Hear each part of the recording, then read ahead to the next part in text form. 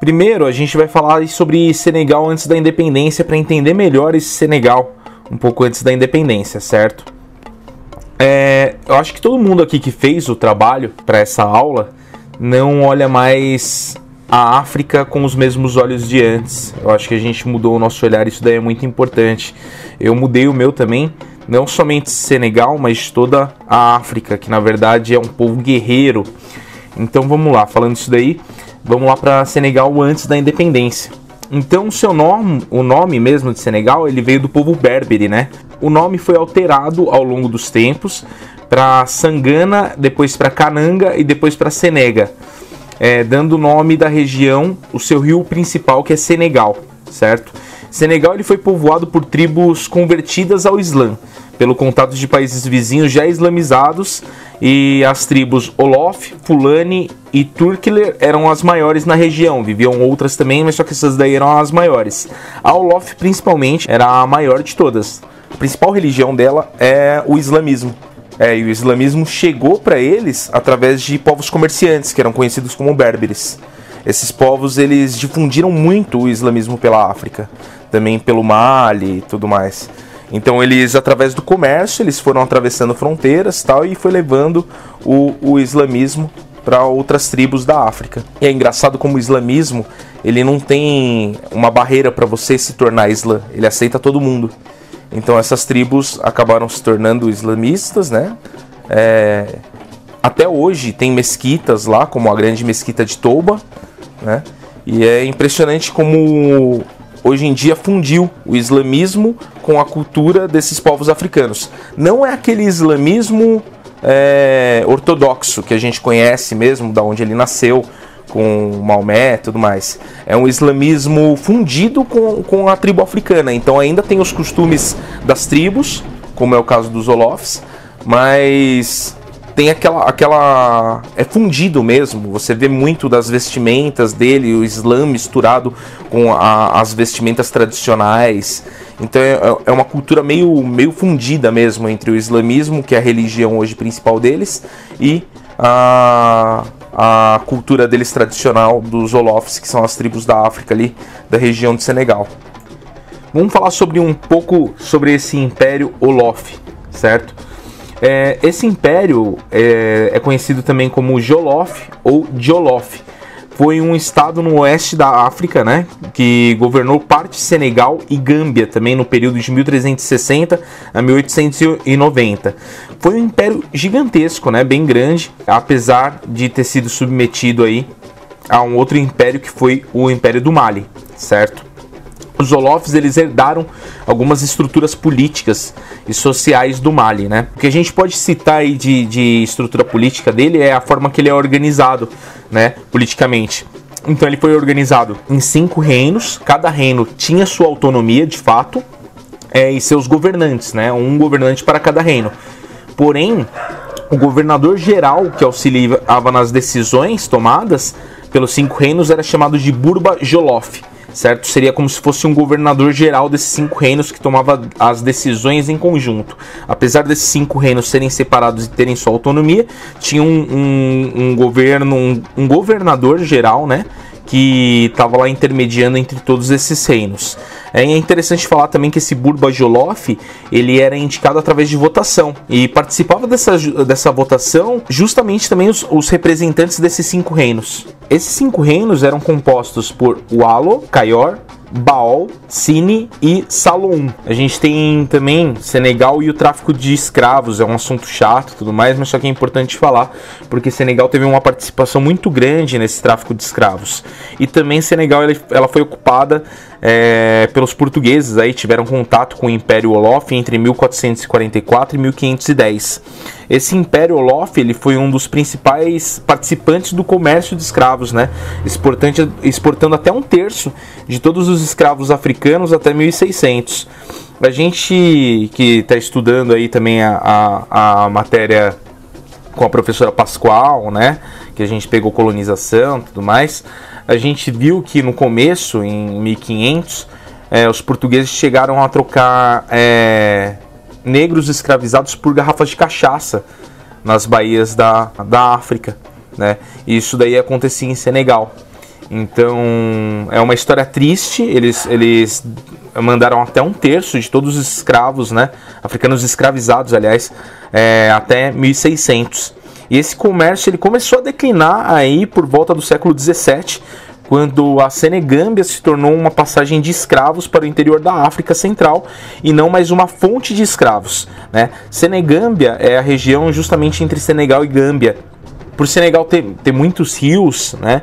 Então ele conseguia, por meio dessas vias fluviais aí, fazer esse tráfico de escravos para outros locais, né? A Senegal e a sua economia, né?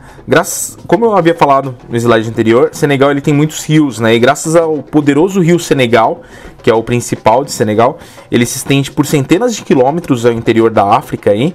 Os Wolofs eles estavam em posição de comercializar o que eles quisessem, né? O que eles podiam comercializar. Então todo tipo de mercadoria, além de escravos, né? Como couro, tecidos, marfim, sal, cavalos, cera de abelha, eles conseguiam comercializar. Entretanto, eles não eram somente comerciantes. Os Wolofs também tinham os seus próprios fabricantes. Eles conseguiam também pegar a matéria-prima e transformar em bens mais valiosos. Então eles tinham também seus artesãos, que eram bem valorizados, inclusive. E agora, para finalizar, a gente vai falar um pouco aí da relação entre Senegal e França, né? Apesar de já ter sido ocupado aí por tribos antigas, por grupos tribais convertidos ao islamismo, como a gente viu aí o caso dos Wolofs, e também por portugueses, a colonização do território que hoje é o Senegal, né, ocorreu mesmo no século XVII pela França. Inclusive Senegal ele foi o único país, a única colônia, né, francesa que teve seus cidadãos reconhecidos como cidadãos da França, cidadãos franceses. Esse fato ocorreu logo após a Revolução Francesa, em conjunto com a abolição da escravatura, onde estavam mudando aí algumas mentalidades dentro da Europa. Boa noite. Nessa parte do trabalho iremos focar mais na construção do Estado de Senegal antes da independência. E um dos motivos que ocasionou a busca pela independência nos estados africanos e principalmente no Senegal foi após a Segunda Guerra Mundial, onde surgiu um forte movimento de nacionalismo em busca da independência, principalmente nos territórios da África Francesa Ocidental e a África Francesa Equatorial. Com o princípio desse nacionalismo na África, ocorreu um grande conflito na Argélia, dando início a uma guerra de liberdade. Com o conflito ocorrido entre a Argélia e a França em busca da liberdade na Argélia, a França resolveu instaurar a Lei Cadre, uma lei que foi adotada pela França para manter o controle nas colônias. É uma lei criada para evitar o mesmo ocorrido que aconteceu na Argélia, criando um governo autônomo para a AOF e a AEF. A Lei Cadre institui um colégio eleitoral entre a metrópole e a colônia, também criando um governo autônomo com 2 grupos de deputados, sendo o primeiro grupo formado por deputados oriundos com votos de cidadãos brancos e habitantes locais das comunas, o segundo grupo formado por deputados com votos de subalternos da administração colonial, detentores do diploma escolar, combatentes da Primeira Guerra Mundial e Segunda Guerra Mundial, assim como chefes autônomos da coletividade. Essa lei permitia que a França continuasse fazendo dos territórios a sua colônia, com uma política antiga que privava os países africanos de uma união. Em troca dessa situação, a França ela concedia cidadania francesa a todos os moradores das colônias, participação na administração das colônias, liberdade de associação, e a imprensa ela tinha sua liberdade, exceto pela tutela da metrópole. Também as colônias ganhariam um fundo de investimento de desenvolvimento econômico e social. Uma das instituições criadas para ajudar os países a buscarem uma independência segura foi a Federação do Mali. Essa instituição ela foi criada com o intuito dos países obterem um desenvolvimento em conjunto e assim conseguirem a sua liberdade. Os países devem trabalhar em conjunto para se desenvolverem de forma econômica, social e estrutural para conseguir a sua independência. Isso dentro da comunidade francesa. Os países fundadores seriam Mali, Senegal, Alta Volta e Dahomey, tinham em comum os princípios de Revolução da França, que seriam igualdade, liberdade e fraternidade, e qualquer estado autônomo da África Ocidental poderia ser membro. Um dos fracassos que levou ao fim da Federação do Mali foi que a aceitação da Constituição Federal aconteceu em alguns países e em outros não. No Senegal e Sudão, onde os apoiadores da federação eles são vitoriosos, ela é aceita. Já no Alto Volta e Dalmé, a oposição da federação obtém a vitória, impedindo assim que eles façam parte da federação e também impedindo o sonho da União A4. Apontado como culpado pela falta da entrada do Alto Volta e Dalmé na federação foi a Costa do Marfim de Félix Houphouët-Boigny, que foi um dos colaboradores da França e o principal opositor da Federação do Mali. Félix que tinha como objetivo que os países da África francesa tinham sua busca de evolução separada das colônias dentro da comunidade. Então ele não visava a ideia da Federação do Mali, que é trabalhar em conjunto para se desenvolver junto e assim buscar a independência. Ele via que cada país dentro da federação trabalhasse de forma individual e assim eles conseguiam essa independência da França. Bom, já no pós-independência, Senegal ele adotou uma política conhecida como socialismo islâmico, difundido por um conjunto de associações privadas, por escolas e jornais. O socialismo islâmico é uma filosofia política que incorpora os princípios islâmicos com os princípios socialistas. Essa filosofia descrita pelos muçulmanos é como uma forma mais espiritual do socialismo, já que muitos islâmicos ortodoxos acreditavam que todos os socialistas não eram ateus. Esses islâmicos ortodoxos também acusavam o programa de confisco da propriedade privada pelos meios da produção como uma forma de opressão aos ensinamentos islâmicos. Em 1982, Senegal se juntou com a Gâmbia para formar a Confederação da Senegâmbia. Essa confederação ela só foi possível após pactos que uniam instituições e integravam as forças armadas e de segurança dos dois países. A federação ela acabou em 1989 após divergências políticas entre seus representantes. Bom, eu vou continuar falando um pouco agora sobre as mudanças e permanências que aconteceram no Senegal a partir do seu processo de independência. Sendo a capital da África Ocidental Francesa, o Senegal iniciou um processo que o transformaria num estado independente da sua metrópole. Esse processo, ele começou a ser trabalhado, ele começou a ser pensado num referendo de 1958. Esse referendo, ele era um documento que definia o tipo de regime que dirigiria o país, pelo menos ali nos seus primeiros anos de autonomia da metrópole.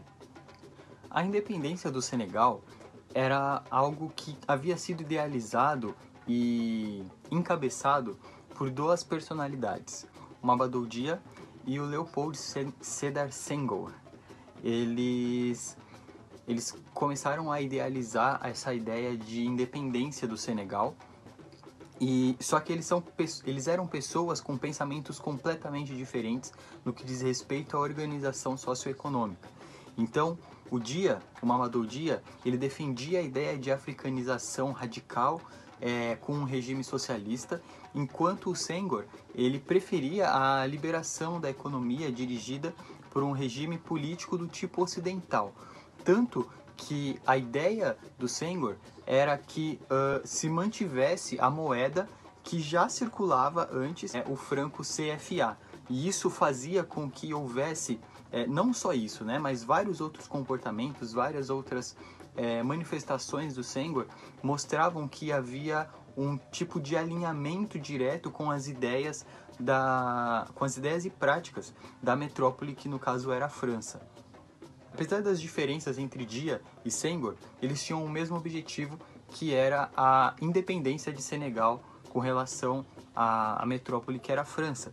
E aí por isso eles acabaram se unindo e montaram um bloco democrático, que é o Bloco Democrático Senegalês, que inclusive perpetuou aí durante muitos anos, causou até certa hegemonia política, porque mesmo depois da independência, era muito difícil se articular politicamente em relação a se ter uma oposição, porque o Bloco Democrático Senegalês ele ganhou uma força tão grande que acabou ficando complicado existir algum tipo de oposição a ele. Mas é interessante que com o montante desse bloco democrático, os apoios começaram a vir de todos os lados, certo? Até porque o Senghor e o Mamadou eram tão diferentes que as ideias de ambos conseguiam se encaixar em várias esferas, em vários formas de visualizar o Senegal enquanto nação, e aí isso ajudou bastante a esse bloco, a essa ideia de independência ganhar força. Houve também um processo, né, um projeto idealizado pelo Senghor, que foi o movimento da negritude senegalês. Esse movimento, ele tinha como objetivo trazer de volta, trazer à tona aquele orgulho negro, o orgulho de ser africano e olhar para suas raízes e ter orgulho dessa identidade. Né? O movimento, ele queria unificar realmente todos os povos que estavam dispostos ali naquele território, para que se houvesse mais força, para que se ganhasse mais força, não só no bloco democrático senegalês, mas também na luta pela independência, nessa luta, entre aspas, porque foi pacífico, mas para conseguir alcançar esse objetivo que era a independência, e também para se construir, de certa forma, uma identidade para esse povo conseguir se identificar quando pensasse em relação a esse movimento negritude e olhasse para suas raízes. O problema é que o Leopold Senghor, ele tinha uma visão muito de olhar para fora, muito de olhar para o externo, muito de olhar para o ocidente, muito de olhar para a Europa, enfim, e a forma como a Europa se organizava em relação às políticas socioeconômicas. E aí, por causa disso, o discurso que ele fazia em relação ao movimento da negritude e a forma como ele agia politicamente eram coisas completamente contraditórias. E aí isso acabou causando algum tipo de desconforto ali, e muitos diziam que as palavras de Leopold eram palavras vazias, palavras sem valor, justamente pelo fato de que ele falava uma coisa, pregava uma coisa em relação à identidade negra, a orgulho africano, mas na hora de agir, ele agia sempre olhando aos moldes aos moldes europeus, aos moldes de como a Europa se organizava, de como a França se organizava social e economicamente. Vamos falar um pouco sobre o Grande Magal de Touba, que acontece no dia 18 de Safar, calendário islâmico, durante 2 dias.